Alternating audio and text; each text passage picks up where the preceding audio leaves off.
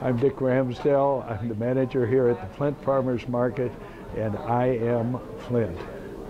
This has been a fascinating community in which to live because the 60s and the 70s and the 80s and the 90s were a whole lot different than the last decade.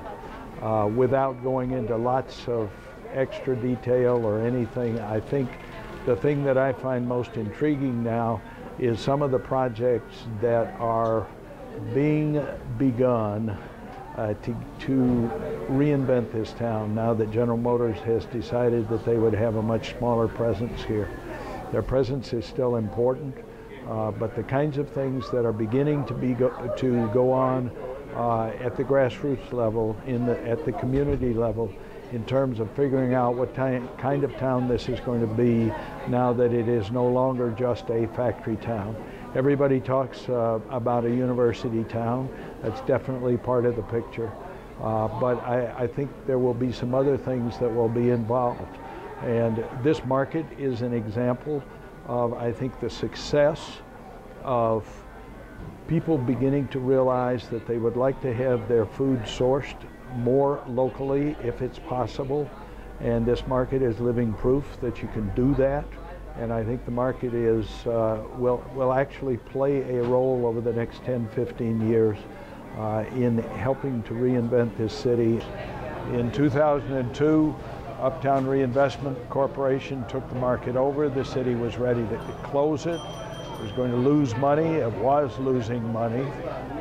And city administration has said, can't do that anymore. So Uptown took the market over.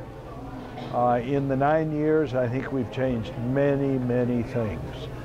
We have a much wider selection of vendors. We have much stronger vendors. We've had great beautification support from the Ruth Mott Foundation, from the mural on the roof to the mosaic sign out front to all the trees that surround the parking lot. We've done a lot with educational outreach and connecting with hospitals and schools. And I think it's a more vibrant, lively place. And I think we've built more traffic, particularly now, as you can see in the background here in November, once the summer season is over. Almost everybody is gone from outside now, but we've still got a lot of folks who come down here, especially on Saturdays.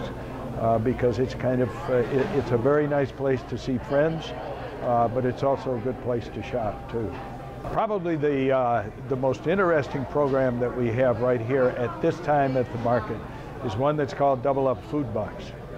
And it is a program where folks who have bridge cards, and there are many of those people in Genesee County, are able to shop down here at the farmers market, and for every dollar they spend on their bridge card, they can earn an additional $1 for Michigan produce.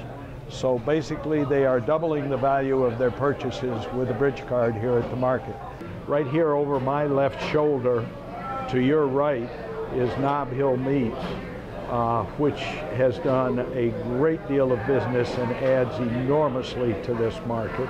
Behind me, the bakery's been here forever and ever and ever. And Thompson Creek is one of the anchor vendors too, Thompson Creek Turkey Farms.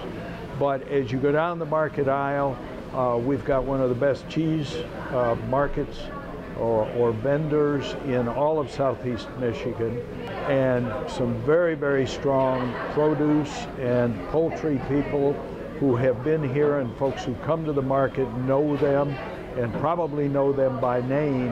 But then as we go toward the other end of the market, I don't want to leave people out, but I would just say that as we have added some very strong vendors, Craig with the Rock Shop has nothing to do with food, but every little kid in Genesee County who gets $1 for allowance wants to bring that $1 down here and buy a really cool rock from Craig. We've got a very nice little jewelry shop. And then as we move down the market, we also have another bakery, but we have 3 places where you not only can get groceries, but where you can get a really nice meal. The new deli is a tremendous addition. Artisans in Culinary Deli. Beirut has been a very strong addition, and Mexico at the market has just come on board here. They're not able to actually cook here at the market yet, but if you like Mexican food, if you like tamales, you need to stop by here. And then of course there's the wine shop at the far end of the market, close to Longway Boulevard. All of those, as far as indoor vendors, are folks whom we have added in the last few years, and they have helped to make this a much, much stronger place. So I'm not one of those people who buys all the negative news out of Flint. There is negative news, but there are a lot of good things, and the good things are going to outweigh the negative things, I think, in the long run. It's a fascinating city. In many ways, I think Flint is the canary in the mine. And it was back when things took off. It was a leader in a lot of positive features, and it has been a leader in, unfortunately, showing some of the things that can happen to a community when things, pretty much when the bottom falls out. But I think it also will be a leader in reinvention too.